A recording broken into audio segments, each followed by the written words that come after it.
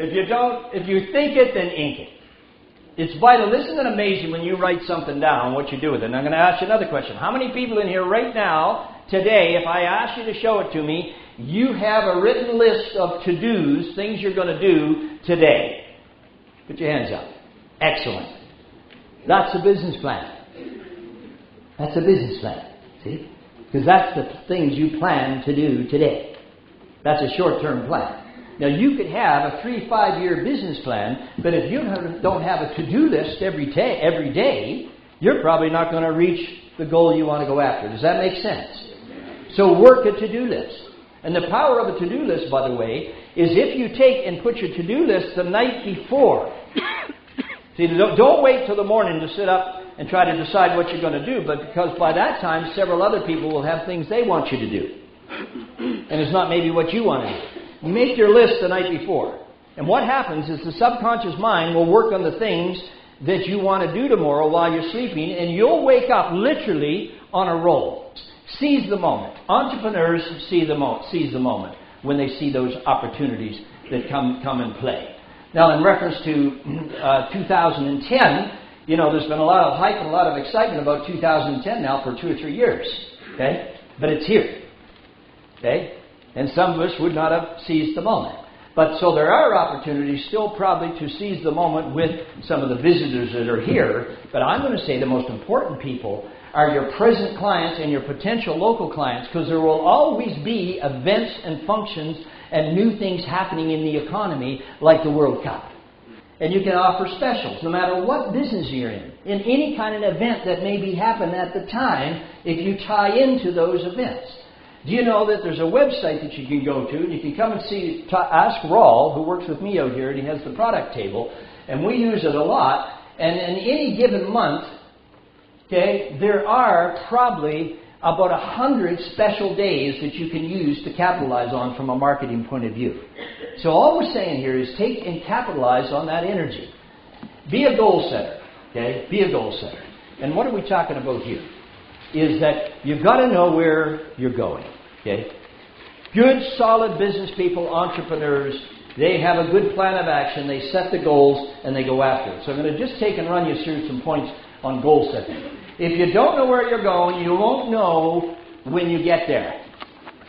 Okay? Got to have a destination. Okay? Got to have a focus.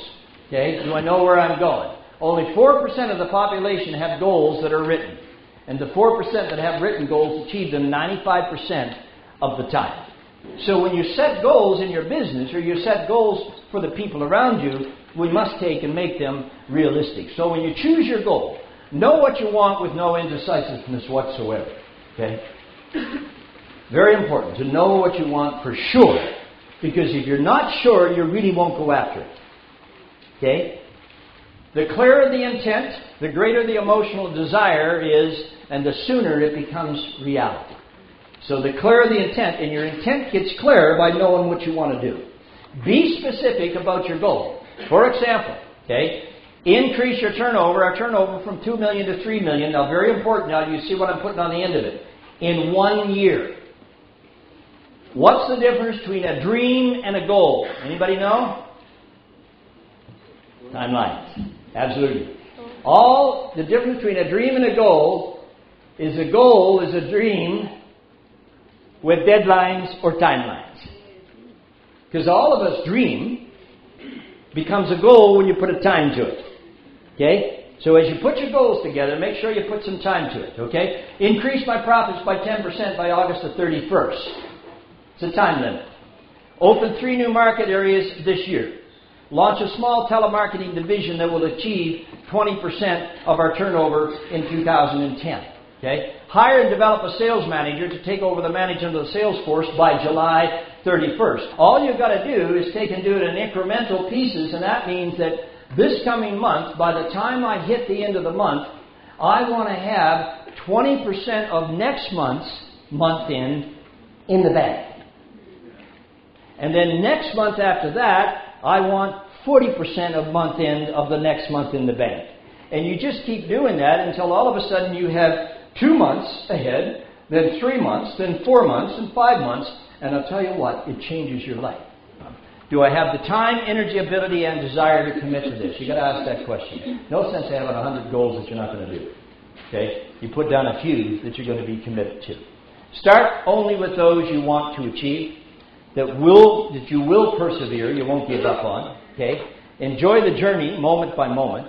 And is this my goal or someone else's goal? And I think it's mine. Let me read that one again. Is this my goal or someone else's goal? And I think it's mine. When the mission is clear, abundance and know-how will appear. So when the mission is clear, okay, of what I want to do, abundance and know-how will be there. Smart goals. Choose your goals. Be specific. Okay? Be specific. And so we got SMART there. If your goals are specific, measurable, attainable, realistic, and time limited. And the question, does your goal or your business plan direction align with your personal hierarchy of values and personal beliefs?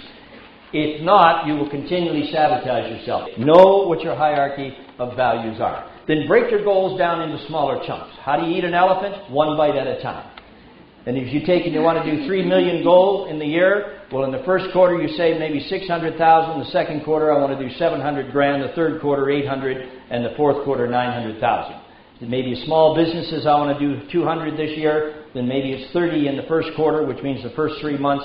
The second quarter is 40,000. The third quarter is 60,000, and the fourth quarter is 70,000. Now you break it down even a bit further, and you say in that first quarter it's 600 grand. So January I want it to be 150, February 200,000, and March 250. Okay, you see what I'm doing here? I'm taking it down to smaller bites.